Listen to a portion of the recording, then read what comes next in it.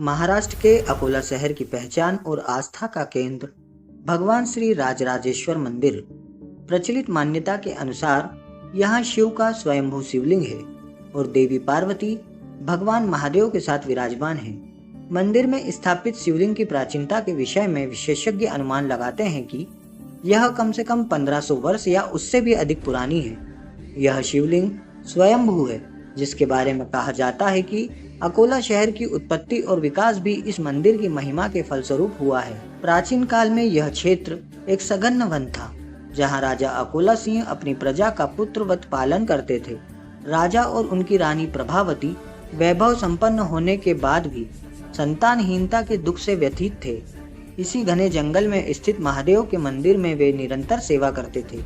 एक रात उन्हें स्वप्न में आदेश प्राप्त हुआ कि यदि वे पूर्ण श्रद्धा के साथ 12 वर्षों तक मध्य रात्रि में महादेव का पूजन करें तो उन्हें संतान सुख प्राप्त होगा।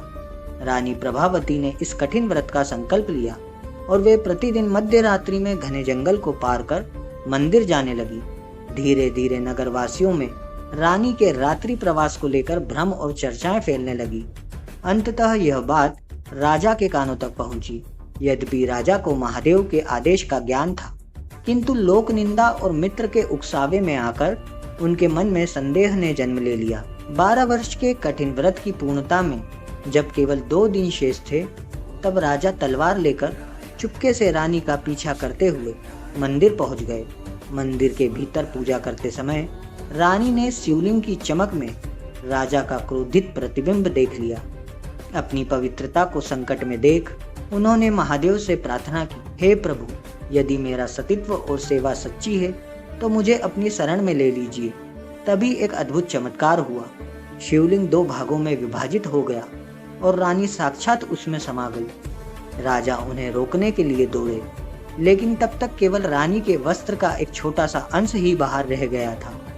रानी ने साक्षात माता पार्वती की गोद में स्थान पा लिया था। अपनी भूल और रानी के त्याग को देखकर राजा पश्चाताप की अग्नि में जलने लगे। उन्होंने अपना शेष जीवन राजेश्वर महादेव की सेवा में समर्पित कर दिया।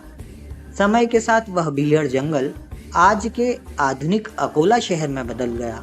भगवान श्री राजराजेश्वर की महिमा आज भी अटूट है। कहा जाता है कि एक समय मंदिर के जीर्णोद्धार के दौरान पिंडी की गहराई नापने के लिए बहुत खुदाई की गई, लेकिन उसके छोर का पता नहीं चल सका। आज भी हजारों श्रद्धालु यहाँ स्वास्थ्य, सुख और समृद्धि की कामना लेकर आते हैं और महादेव की असीम कृपा प्राप्त करते हैं। ओम नमः शिवाय।